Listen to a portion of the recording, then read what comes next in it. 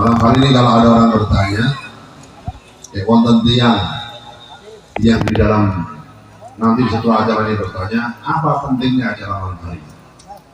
Kok dibikin sedemikian besarnya, dibikin di tengah alun-alun, di tengah kota Banjarnegara, dihadiri ribuan manusia, walaupun hujan, nggak urusan, siap hujan-hujanan, karena kita yakin di majelis sholawat ini semuanya yang diturunkan oleh Allah adalah berkah dan rahmah dari Allah. Kalau ada orang bertanya seperti itu, apa manfaat dan gunanya sholawatan seperti malam hari? Jawabannya gampang. Jawabannya adalah dalam rangka yang pertama menjaga iman kita kepada Allah Subhanahu wa Ta'ala. Bahwa dalam rangka menjaga iman kita agar terus istiqomah beriman pada Allah dan Rasulullah Sallallahu Alaihi Wasallam. Yang kedua, acara ini dalam rangka daf'il bala. Kita minta kepada Allah berkat Nabi Muhammad, berkat sholawat yang kita baca, agar bala yang akan turun dari langit ataupun akan keluar dari dalam bumi disingkirkan oleh Allah Subhanahu Wa Taala. Yang ketiga, acara ini dalam rangka ingin menghilangkan atau mengurangi maksiat yang ada di Banjarnegara. Yang keempat, acara ini diadakan dalam rangka apa? Dalam rangka kita bersama-sama menjaga Kabupaten Banjarnegara agar Kabupaten Banjarnegara selalu aman, damai, sejahtera, tambah berkah. Allahumma. Kenapa saya mengatakan mau sholawat kados dalu niki menjaga iman kita kepada Allah Subhanahu wa Ta'ala? Di antaranya hadisnya Nabi Muhammad sallallahu alaihi wasallam bersabda, la yu'minu ahadukum hatta akuna ahabba ilayya min nafsihi wa waladihi wa walidihi wa nasi ajmain. Dawai Kanjeng Nabi, tidak akan sempurna iman seseorang kepada Allah Subhanahu wa Ta'ala sebelum orang itu bisa mencintai diriku Nabi Muhammad melebihi cintanya terhadap dirinya sendiri, terhadap anaknya, terhadap orang tuanya, terhadap hartanya, dan terhadap siapapun yang ada di muka bumi ini. Kalau ada orang belum bisa mencintai Nabi melebihi cintanya terhadap dirinya, maka imannya tidak akan sempurna kepada Allah Subhanahu wa Ta'ala. Paham ya? Kenapa kita selalu diajak bersolawat oleh para habaib, para kiai, para guru-guru kita dalam rangka dandani iman jenengan kali kula dan Gusti Allah Subhanahu wa Ta'ala. Karena semakin tinggi kita cinta pada Nabi, semakin kita bisa mengidolakan Nabi, semakin kita bisa berkorban untuk Nabi, maka otomatis imanmu kepada Allah semakin baik. Imanmu kepada Allah semakin sempurna. Karena letak keimanan seseorang kepada Allah tergantung seberapa besar cintamu kepada Nabi Muhammad Sallallahu Alaihi Wasallam. Jenengan setiap hari yang dipikirkan hanya Nabi. Setiap hari mau melakukan sesuatu apapun berkaca pada Nabi, mengikuti caranya Nabi, derek dawai Kanjeng Nabi, maka otomatis kau semakin dicintai oleh Allah Subhanahu wa Ta'ala. Kenapa? Karena tidak ada yang lebih sempurna untuk kita tiru, untuk kita ikuti kecoba cuma Kanjeng Nabi Muhammad Sallallahu Alaihi Wasallam. Kanjeng Nabi.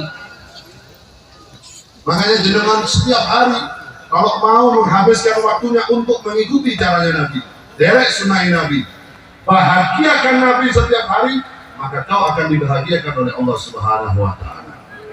Tapi sebaliknya, kalau kita semakin jauh dari Nabi, kita mengecewakan Nabi, kita membuat sedih Nabi, kita membuat nangis Nabi Muhammad, maka kau semakin dijauhi oleh Allah Subhanahu wa Ta'ala.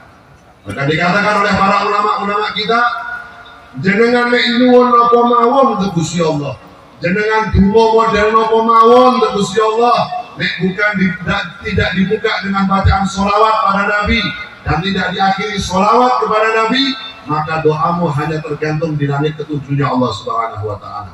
Suwi tekanin dan Gusti Allah, lama nyampainya kepada Allah. Artinya apa? Doa kita lama akan diijabah oleh Allah. Tapi kalau jenengan nuwun ke Gusti Allah, jenengan doa kepada Allah, dibuka dengan sholawat pada Nabi. Bismillahirrahmanirrahim. Allahumma sholli ala sayyidina Muhammad wa ala ali sayyidina Muhammad. Ya Allah, kula nyuwun ngeten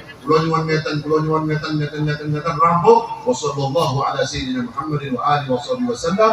Walhamdulillahirabbil alamin. Doa sing model ngeten iki dibuka dengan sholawat, diakhiri dengan sholawat, maka cepatnya doamu nyampe kepada Allah melebihi kilat yang menyambar. Cepat diijabah oleh Allah Subhanahu wa taala. Terus ada pertanyaan, gue pulau niki setiap malam derek sholawat kali panjenengan, nek boten hadir secara langsung kalau derek via YouTube, via live. Tapi kenapa doa saya sampai detik ini tidak diijabah oleh Allah? Bukan tidak diijabah. Doa kita bisa diijabah oleh Allah, dikabulkan di dunia. Kalau tidak di alam barzah, kalau tidak nanti doa kita di akhirat akan dikabulkan oleh Allah Subhanahu wa taala. Dikatakan oleh para guru-guru kita, nek wonten umat Kanjeng Nabi 100 kali bersolawat dalam sehari, maka 100 hajatnya dikabulkan oleh Allah Subhanahu wa taala. 30 hajat dunianya dan 70 hajat akhiratnya. Solawat itu. Iki gunanya mau solawat. Kenapa? Semakin kau mengidolakan Nabi, semakin kau dekat kepada Nabi, semakin kau membayangkan Nabi, semakin kau mengikuti Nabi, gak ada kalimat syirik dari Kanjeng Nabi. Gak ada kalimat seperti ini menjauhkan kita dari Allah. Semakin Anda sergap sholawatan, semakin banyak baca sholawat, maka kau semakin dicintai oleh Allah Subhanahu wa taala. Sebabnya apa?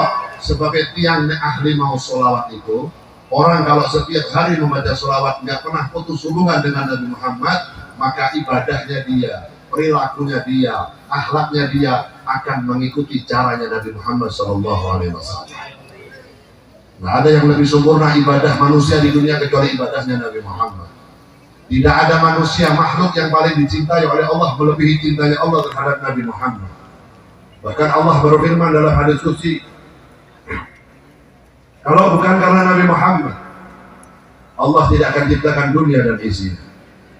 Kalau bukan karena Allah menciptakan Nabi Muhammad, Allah tidak akan ciptakan surga. Allah tidak ciptakan matahari. Allah tidak ciptakan pepohonan. Allah tidak akan ciptakan semuanya karena Allah menciptakan nurnya Nabi Muhammad SAW. Maka sahabat Jabir ketika bertanya pada Nabi Muhammad, bi abi wa ummi akhbirni an awali syai'in khalaqahu Allah qabla al-asya. Sahabat Jabir, sahabat bertanya pada Nabi, ya Rasulullah, saya bertanya kepada dirimu, apa yang Allah ciptakan pertama kali sebelum Allah menciptakan semua ciptaannya? Qala ya Jabir, maka Rasulullah menjawab kepada Jabir, innallaha khalaqa qabla al-asya'i nur nabiyyika Muhammad sallallahu alaihi wasallam min nurih. Maka Rasulullah menjawab kepada sahabat Jabir, kata wahai Jabir, sebelum Allah menciptakan semua ciptaannya, sebelum Allah menciptakan aras, sebelum Allah menciptakan siratal mustaqim, sebelum Allah menciptakan surga, dunia, bumi dan isinya, yang pertama kali diciptakan oleh Allah adalah nurnya Nabi Muhammad sallallahu alaihi wasallam.